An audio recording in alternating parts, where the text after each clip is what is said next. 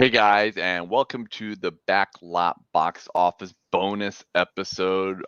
This week we got done talking about the number one movie this week of Eternals.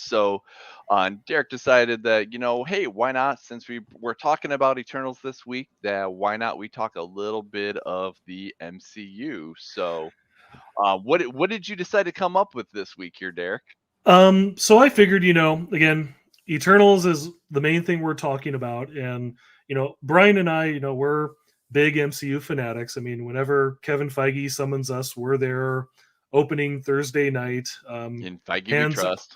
hands held out, waiting for the next piece of MCU goodness. So I figured it'd be just fun to talk about what thus far has been the top 10 MCU movies ever at the US box office, Hmm. going through what has come through in the past and hopefully looking forward to a future when we might see some new movies have their impact on this list. So, Definitely, definitely. I do think this list is in a weird crossroads because of the shift in how we view movies thanks to the pandemic here. But hopefully we'll get to see kind of how, like you said, how is this going to progress from going forward and whatnot. Because I don't think the movie theater scene is completely dead, but it's the viewings have changed. yes, yes. I mean, most definitely, but if any if any current movie franchise has the ability to bring things back to the way they were, it's definitely the MCU. If you've got the Hmm. right movie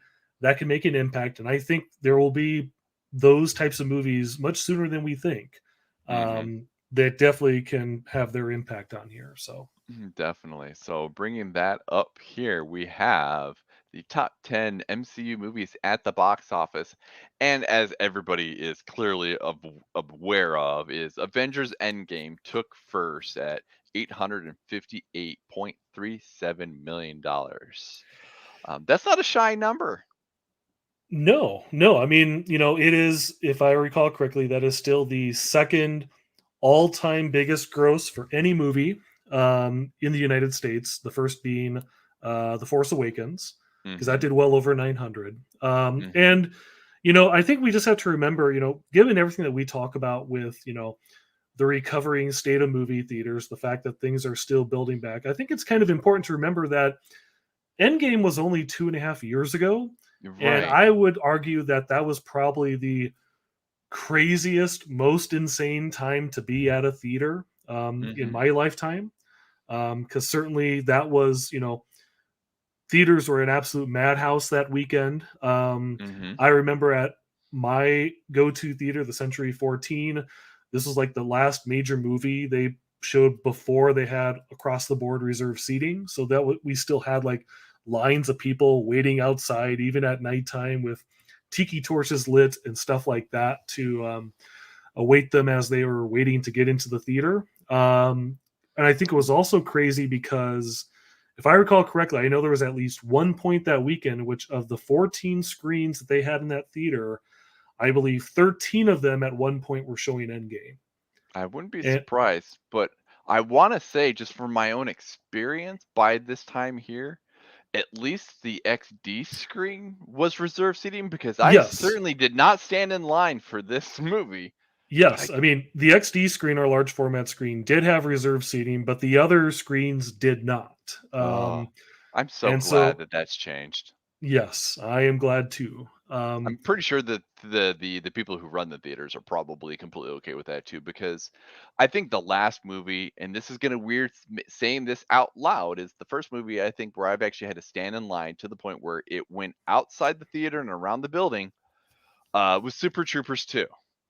Yes, I mean that was a movie that completely defied people's expectations of how that was going to perform that weekend. Yeah. I know you and I talked about it before. Like that was the only theater in town showing it, and certainly our Midwestern friendly audience adores movies like Super Troopers, the original.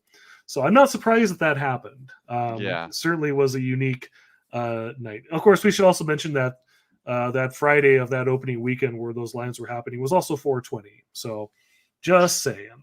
That, yeah, I thought it smelled a little funny out in those lines. Uh, so yeah, coming in at number two, one of the biggest reasons or multiple reasons why this movie is basically making a name for itself is Black Panther 2 at $700.06 million, coming in that February just before Endgame here. This was a big deal because this is, Black Panther being the character that he is, the first African American uh, uh, led superhero movie that we've gotten, in since basically Blade in Yep. 20 years. That is, this is a big deal. Yeah, I mean, this was definitely a cultural event. I remember reading back in the day when this came out, like there were like African American communities where like leaders were like buying out theaters so that those entire communities could go to the theater and watch that. I mean, that was a culturally defining moment. And certainly, it made quite an impact on there. That's why I'm going to be very curious for that and multiple reasons why I'm going to be very curious how the sequel performs when that Hmm. comes out sometime next year. Because certainly that has the weight of high expectations. Certainly the fact that Black Panther himself, Chadwick Boseman, is no longer with us, unfortunately, creates Hmm. quite the curiosity of like, well, how do you make a sequel to Black Panther when your Black Panther is not going to be on screen? That and a variety of other factors. That's what I'm going to be very curious how that does, to see if Ryan Coogler can stick the landing with that. I do think that at least for the sake of the follow-up for Wakanda Forever, is I do at least feel that Coogler is up to the challenge. Oh, yeah. I definitely think he has enough of the mental capacity to try to figure out how he's going to weasel this around. I do think that granted, do I think, Feige's always got something, he's got crap planned out probably for the next 10 years. And with At this least. here, did he have to take a massive pivot? Absolutely. However, I do still think that between Feige and Kugler, I think they're definitely gonna have something that is going to definitely push the boundaries and give us I think that there's already seeds that have been laid and that we've already seen to give us that. But do I think that Wakanda Forever will hit what the first one did? Probably not, and that's only because of the loss of Chadwick Boseman. Yeah, I mean, certainly there's going to be a lot of audience goodwill and understanding going Hmm. into Wakanda Forever. Um, you're absolutely right. I don't think it's going to be as huge. I mean, that was a once in a lifetime seismic event. Yeah. But still, I think there's a lot of possibilities for how well that movie will do, and we'll definitely find out about a year or so from now. Right, yeah. I have my fan theories. I've watched enough of these movies. I've watched enough a lot of other stuff. Coming in at number 3, you actually mentioned this here before we even pulled onto the show here, is number 3, Avengers Infinity War at $678.82 million. So the movie following Black Panther, which was one of the culminations of the entire 10 years of the MCU, still takes third to Black Panther, which to me is fascinating. But again, that just goes to show you how epic, like you said, and the seismic event that Black Panther was, that even Black Panther couldn't be held back by Infinity War. Yeah, because I think Black Panther might have actually still been in the top 5 the weekend that Infinity War came out. Definitely top 10, but maybe even top 5. Because these movies came out 10 weeks apart. Hmm. Not the shortest gap between movies, but still very significant, especially since they were able to market Avengers Infinity War as, hey, by the way, the third act of this movie largely takes place on Wakanda. So you're basically getting somewhat of a quasi sequel to Black Panther very, very quickly, at least in the sense True. of like the big action, the big battle is playing out there. So Yeah, definitely. I mean, and I still I don't know if I would have pictured this. Like, I mean, I knew those numbers were way up there just for the sake of, excuse me, how they played out and whatnot. But I mean, for how close they were in release and how close they really were in box office sales, that's a pretty good, like, first slash second quarter for Marvel. oh, absolutely. I mean, this is right at the point in time where the hype machine, starting with that Black Panther success and really continuing all the way through Endgame. That was a good like 15 or so months where the MCU hype was just at its absolute peak, in my opinion. So Yeah, definitely. everybody benefited from that. All right, so I've got it pulled up because you had me really curious here. Black Panther actually was number 5 when Avengers: Infinity War came out, and was 8th the previous week. So in fact, actually, Infinity War actually helped bring up Black Panther that week. It looks like. Yeah, I think there's a tactic that for drive-in theaters that are showing it. Typically, they'll show two movies from the same studio, and to help the studio get the bigger cut. So I think they were actually doing like double features of you watch Infinity War, and you can stay for Black Panther. And Black Panther essentially gets half the drive-in cut, and Infinity War got the other half. So I think that's how it actually held up in that particular case. Sure, and I'm just trying to give Black Panther the credit here, but coming in at number 4, Avengers, the original Avengers, May 2012, the one that was just 4 years after Iron Man's creation into the world of $623.358 million. This is, at this time here, this is one that was clearly we were still in the infancy of.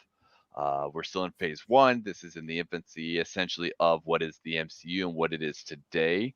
And the idea of having all of this culmination of characters from multiple franchises within a franchise to come together, this in 2012, this was a big deal.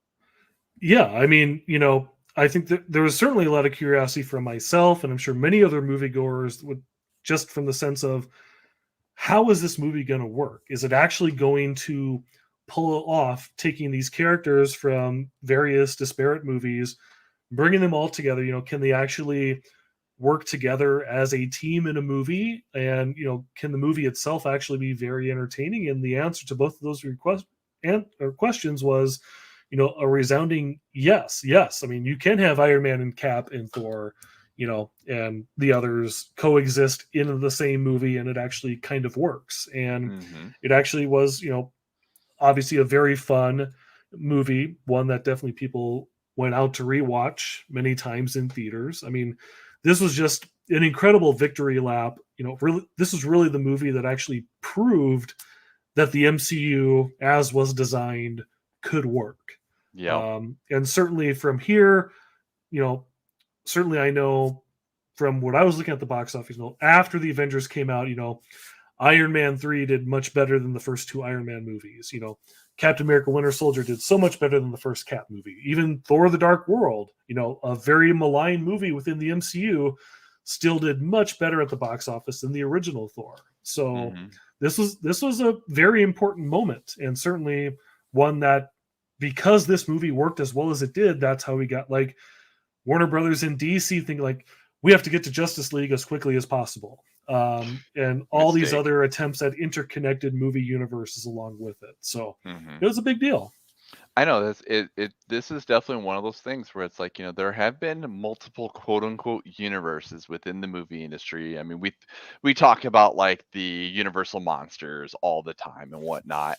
And and even then, Universal really hasn't been able to execute a good universe basically since, for the last 50 years, on those. They always seem to try and try again. But, this is the first time, I mean, probably in my lifetime, where there has been like a cohesive universe that this film basically put that stamp on that says, we can do this. We can reference other things in other movies. We can get to this quote unquote end game and be able to show you that we can put this all together and it can still work. And clearly, we're this many years into it now, and you know, that you and I are both in the same boat. It's like, if you're gonna keep making Marvel movies, we're still gonna show up. Are there some people that are maybe a little burnt out a little bit?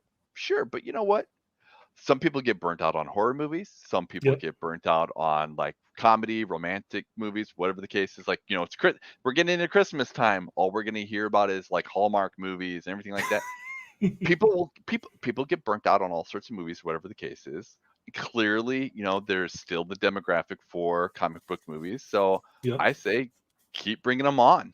Yeah. Um, so that being said, we go into number 5 with Avengers: Age of Ultron, the quote-unquote sequel to the first Avengers. A couple years in, we got a couple more movies underneath our belts here. For the sake of Phase 2, we don't. It doesn't quite hit the way the first one does. I myself, as you and I both are fans of the franchise and whatnot, I I think of this as one of two things here. Is I think that maybe I feel that Ultron was maybe a little too soon. It took us basically 4-ish years to get to this here, and we're only 3 years later. But at the same time, too, you know, we've got all these established characters. Maybe give us a little bit more. Plus, as much as I really like Spader, I think that with the way people expected Ultron to be, Spader was not the person they expected to voice him, and I think that maybe it took some people out of it. What are your thoughts of why was Ultron not supersede in the case of like Infinity War and Endgame, to like why is it not we get better and better as we go? I think the thing here was that I think the 2012 Avengers kind of really set this very high expectation, for team up entertainment, if we want to call it. Mm-hmm. Certainly Age of Ultron kind of has its storytelling flaws. Certainly Joss Whedon has gone on the record talking about like the compromises that he had to do with Marvel, when he was putting this movie together. I know there was things like, well, okay, Joss, you can have the scenes on Hawkeye's farm, which there was a lot of pressure to cut those scenes, but in exchange, you have to put in scenes that we want you to put in, like the Thor hot tub cave scene where he has his visions. That Mm-hmm. was a Marvel mandate. So definitely there were a lot of cooks in the kitchen for this one, especially given how well the first Avengers did. I Mm-hmm. should also mention that this, the Avengers 2012 was far and away like the biggest movie of that summer. Age of Ultron was not the biggest movie of that summer. That actually ended up being Jurassic World, which actually did get to that 600 million threshold that the first Avengers did. And So that was only what, June? yeah, Or that was a when? month later. Yeah. I can't believe I actually remembered that. So I mean, so what you're partially is that, it's not necessarily that's an inferior movie, but in terms of the too many cooks in the kitchen, whatever the case is, there's a lot going on. Probably didn't get the artistic vision that was expected to. Plus, with having a movie like Jurassic World, because by then, Chris Pratt's making that name for himself some more. Thanks to Uh, Marvel.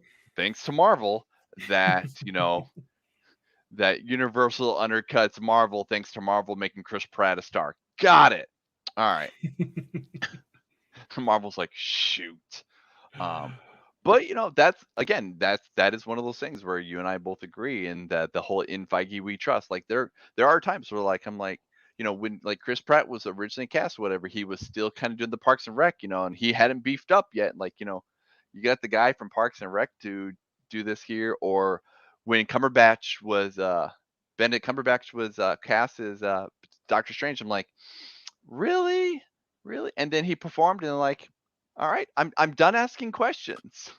Yeah, I mean, So, ooh, so there we go. I don't know why he's doing that. All right, so going in at number 6, Captain Marvel, the Brie Larson led at $426.83 million in March of 2019. This is our first female-led MCU film coming into the MCU. This one I feel had a little bit of that mixed thing, and I don't necessarily want to say if it's necessarily on the female led or whatever the case is. What are your thoughts on Captain Marvel? I thought Captain Marvel did extremely well. Especially I For didn't really put much stock into the internet discourse because you see the numbers for itself. It's still the sixth biggest Marvel Studios movie of all time, and I think on an this really origin good. story. Yes, yeah, I mean, yeah.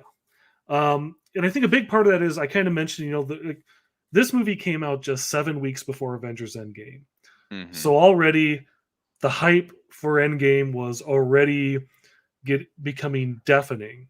And Captain Marvel certainly got to benefit from that because, again, at the end of Infinity War, if you stayed for the end credits of that, when you saw, Nick Fury and Maria Hill, get ghosted, and we get that beeper that's sending out to Captain Marvel. I mean, that Mm-hmm. set some hype. And certainly just the fun stuff, what would happen there. I mean, certainly when that movie opened, when Captain Marvel did, there's a part of me that was very curious about, like, okay, is this going to have any more clues toward Endgame, or how are they going to pull off the fact that the second lead of this movie is a 30 years de-aged version of Samuel L. Jackson? They did it extremely well, is what they did. That's right. That is Um, between him and Clark Gregg. That is some like that is the stuff that Scorsese should have got a hold of when he did The Irishman. From what I hear, I have still yet to watch that 3 hour epic, but from other stuff that I have seen for de aging, that was I'm sorry, Captain Marvel. That was a pretty impressive de aging that they did on those two. I mean that was definitely a roll of the dice. Where, I mean, if that didn't work, it would have been extremely distracting. Mm-hmm. But they managed to make it work. And I think another thing about it too is to kind of touch upon something that I know we've commented on internally with our backlot buddies is this had a very ample dose of 1990s nostalgia in Oh, I it. loved it. I mean, I know some people were annoyed by, like, oh, they did that no doubt needle drop of just a girl for whatever fight sequence that was. I mean, but certainly that, I could say that, the 90s stuff in it, had its merits and Mm-hmm. appeal to it. So And if anybody wants to complain about a no doubt needle drop in a movie that's based in the 90s, watch any movie from the 90s. Like if there's one thing the 90s and early 2000s were especially like mid to late 90s to early 2000s, if there's one thing that most like mainstream movies were good at, like for example like Scream, you know, um is that soundtrack and the needle drops throughout all sorts of movies. So if somebody wants to complain about Captain Marvel utilizing that, again, look at the 90s. I also do want to point out, for the sake of Captain Marvel, one of the reasons I hold this of a great dear in my heart is the fact that in Captain Marvel it makes Mallrats canon to the MCU, because Stan Lee is reading his script for when he's doing his part for Mallrats for Kevin Smith. So Mallrats is canon to the MCU, and I'm okay with that. that was an awesome moment.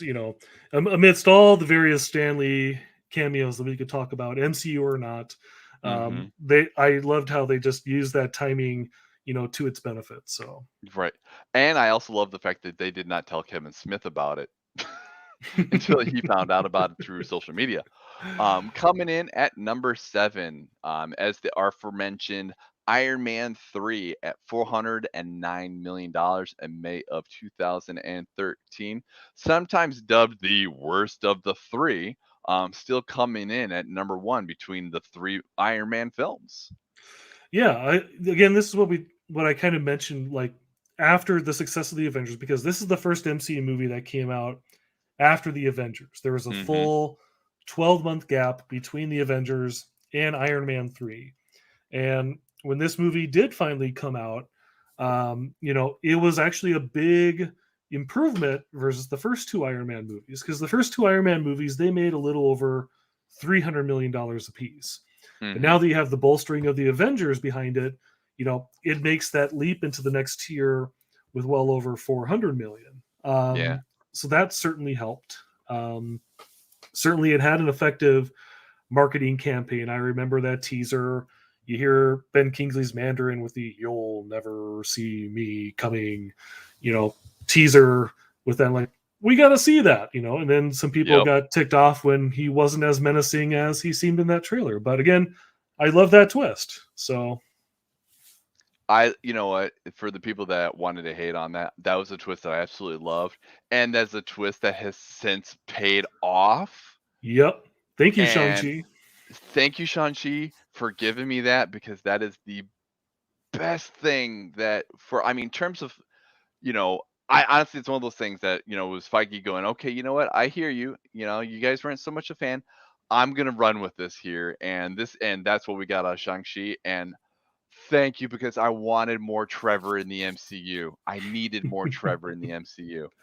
Um, and as stated before, thanks to the original Avengers in 2012, comes in number 8, Captain America: Civil War, at $408.03 million. Again, like you said, it's kind of banking on more of that same residual of, you know we're through a couple Avengers movies, and everybody's just, now we've got Captain America and fighting up against Captain America and Iron Man just fighting, whatever the case is.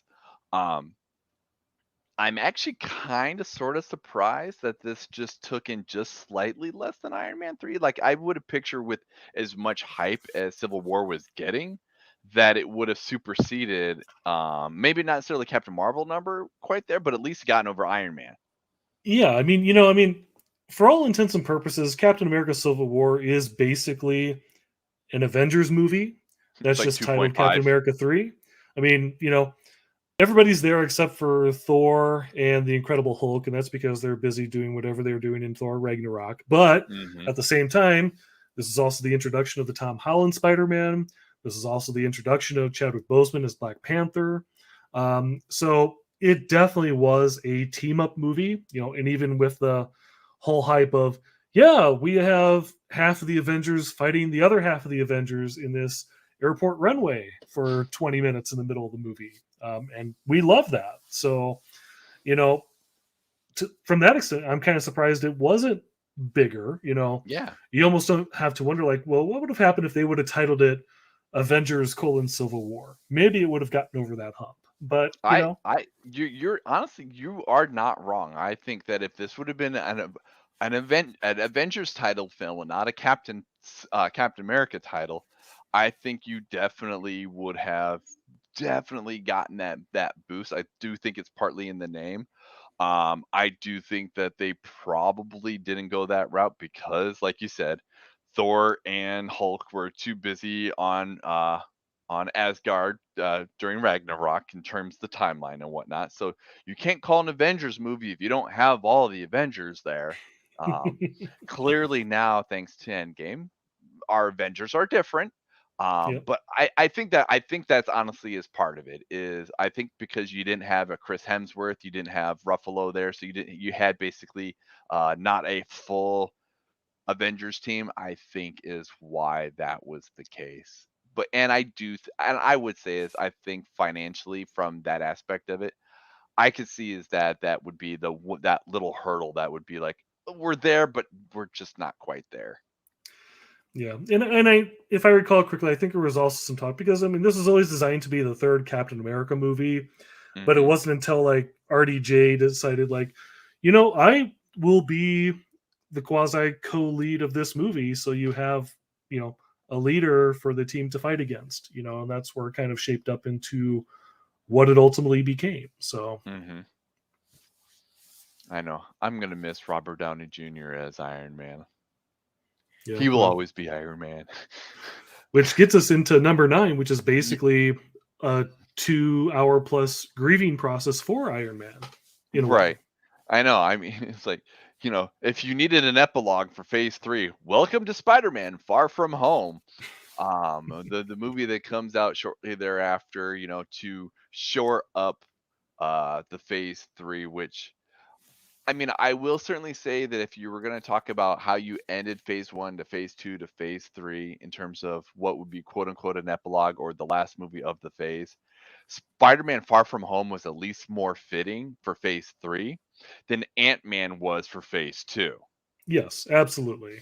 I mean, But that aside, because I love me some Paul Rudd Ant-Man, nobody can play Ant-Man more than Paul Rudd.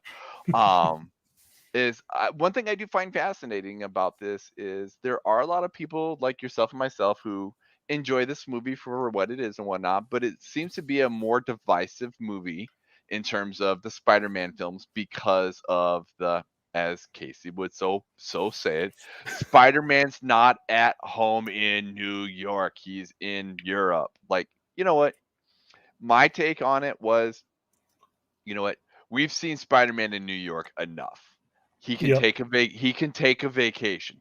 If it means we're gonna have a battle in London, cool. Let's have a battle in London. I've seen him battle enough in New York. He can, so I was good with him leaving, but I do know that there was a lot of people that were not so keen on that. But I mean, this still is it still did better than Homecoming. Oh yeah. Um, where do you have any predictions, and or I mean, granted, we are talking, post pandemic, all that stuff with No Way Home. How do you think this one coming up here in December is going to fare in comparison to any of the Spider-Man movies for that matter? I think ultimately it's going to be pretty comparable because I think the Spider-Man: Homecoming did about $330 million, if I recall correctly, and Far From Home did 390. My Hmm. expectation is, as I mentioned on the regular box office show, I think Spider-Man: No Way Home is going to be the first $100 million opening weekend for a movie since the start of COVID. I think it can get to at least 300 million because again, this is going to be the big movie that plays. I mean, because it opens December 17th, but it's going to play well through Christmas and New Year's. It's going to be the big movie that everybody's going to want to go out to. I mean, you remember Hmm. like a few years ago when Aquaman was the big movie of Christmas 2018 No, and that definitely wasn't cleaned up at the box office. yeah. Sometimes I forget that that was a Christmas movie because it doesn't feel like it should be a Christmas movie. No, but it definitely did show that you can open a superhero movie at Christmas time and it can be a huge hit. Hmm.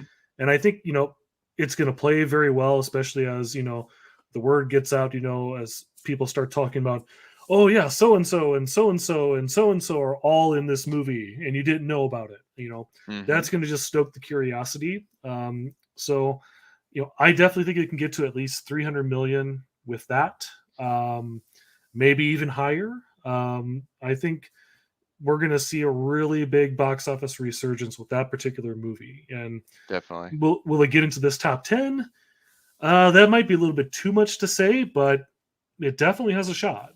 I'll just Yeah. say that. I would at least say is that if it doesn't make the top 10, I'm not going to be surprised, and that's not going to say anything to the quality of the film. That's going to be more into just the environment of the movie theater scene as it is currently this December. Yeah, but of Uh, course, but if it still does 300 million, that's still well above Shang-Chi, well above True. Black Widow and Eternals. So that if it does what I think it's going to do, it's going to be a big signifier at the box office that things might actually start getting back to normal a lot more. So Yeah, definitely. Coming in at number 10, another one of the wonderful music needle drops in the MCU, Guardians of the Galaxy Volume 2 at $389.81 million. The James Gunn written and directed. I love the fact that Gunn basically owns these movies to a T, and I'm glad to see Guardians, at least one of the Guardians on this top 10, because I definitely think it's worth every penny that James Gunn is being paid. yeah, I mean, obviously the first Guardians didn't make this list. It did about 330 as well back, Mhm. and that was a movie that people didn't really have high expectations for because it was opening at like beginning of August, really at the tail end of the summer, and certainly that became a big word of mouth hit as it opened, and then ultimately it kind of got to the point where when this movie did open, because this had, I mean, if you've noticed, kind of like that first weekend of May has kind of become like the big spot to open a big Marvel movie. Mhm. It's kind of like the Mhm. kickoff of the summer movie season. And in 2017, Guardians of the Galaxy 2 was that movie. And there was certainly a lot of hype going into that sequel because it's like, oh, we've got Baby Groot. What's he going to do? We Yep. got Kurt Russell in here. What's he going to do? The trailers highlighting, like more wacky fun with Rocket. There's a lot of emphasis of Batista's Drax in those ads as well. Mhm. Certainly marketed very well. Certainly a lot of hype going into it. And certainly making this a going concern to the extent of, all the subterfuge and whatnot that Marvel did to keep James Gunn at bay as the director of the third movie, even when they fired and rehired him Yep. during the whole merger phase. So Yeah. They're like, you're coming back for volume 3. I'm like, yeah, you better bring it back for volume 3. Um, the one thing I do want to point out that I think that outside of Gunn giving us a relatively unknown franchise outside of the super nerds in the Marvel world and whatnot, because frankly, even as somebody who collected comic books, granted I was more of a DC guy when I collected comic books at the time, sure. but I mean even from a Marvel side of things, I had no clue who the heck the Guardians were. And we have somebody who's like James Gunn, who's like, I made things like Slither, and I'm from Troma, and I'm going to give you Guardians of the Galaxy. Um, is like when you made the comment about Captain Marvel, the needle drop with No Doubt, is James Gunn has clearly given Feige and Marvel the ability to say, you know what, we can license and put pop culture music in our movies, and it's not going to deter from them. Because really, before Guardians, it really wasn't much of a thing. I mean, you might have one or two here and there, but I mean, because I think post Guardians of the Galaxy, this is when we get Kendrick Lamar to doing Black Panther, Yep. getting a full on Black Panther soundtrack, the Cruella soundtrack. I mean, even outside of the MCU. But now Yep. going into Black Widow with doing a cover of Smells Like Teen Spirit, Mm-hmm. some of the music that they use in Shang-Chi, I really do think that James Gunn's influence within Guardians is what has changed the landscape for the music integration into the Marvel films. Yeah, I mean, even when I was watching Eternals this weekend, I mean, like it opens with Pink Floyd's "Time," as Yes. the movie kicks off, or when the end credits have the Foreigner song, "Feels Like the First Time," which is like, now that's very much a touch that Guardians paid for right there. Or Mm-hmm. "Juice" by Lizzo even pops up during Right. Eternals, which I'm like, yeah, I mean, that's just part and parcel of the world, and kudos to James Gunn, because he writes those Guardians movies with those songs very specifically picked out for Mm-hmm. that purpose. I mean, there's a reason I own 3 copies of the first Guardian soundtrack on vinyl, because that is just an incredibly solid soundtrack and certainly became one of his movie's defining characteristics. So, Mm-hmm. Okay, I only have one, so you've got me beat there, but color variants, what can I say? I know. I've got the Target one. It's all the pretty oranges and reds or yellows and reds. So yeah, I agree. I mean, I definitely think, and that's one thing I've enjoyed about. I mean, in my final thoughts of the MCU, and no matter where they go from here and whatnot, is clearly, when we see the beginning of the MCU and where we started from, we're talking about a film franchise that took a shot on. I mean, Favreau was still relatively. I wouldn't necessarily say unknown, but Favreau wasn't doing things like this. You No, know, definitely not as a director at that point in time. No, no.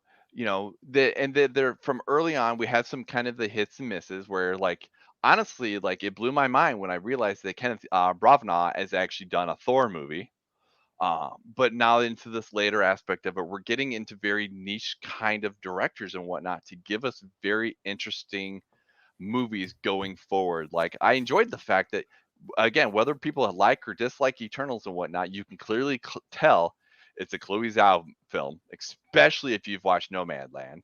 I'm curious to see what Nia DaCosta does, but clearly what um, James Gunn has brought to the MCU, what Taika Waititi has brought to the MCU, what Hmm. Coogler has brought, they're Yep. giving these directors, they're giving these people who potentially might not necessarily get a tent pole and be like, hey, you know what?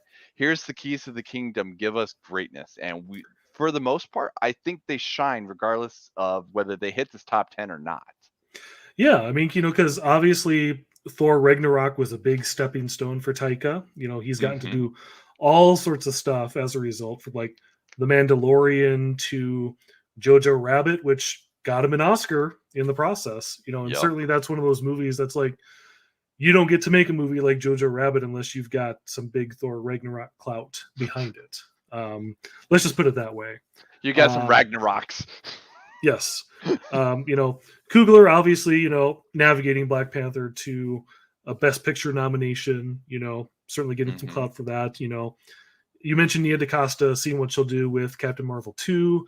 Obviously, them roping Sam Raimi back into the comic book world for Doctor Strange 2. That's Yep.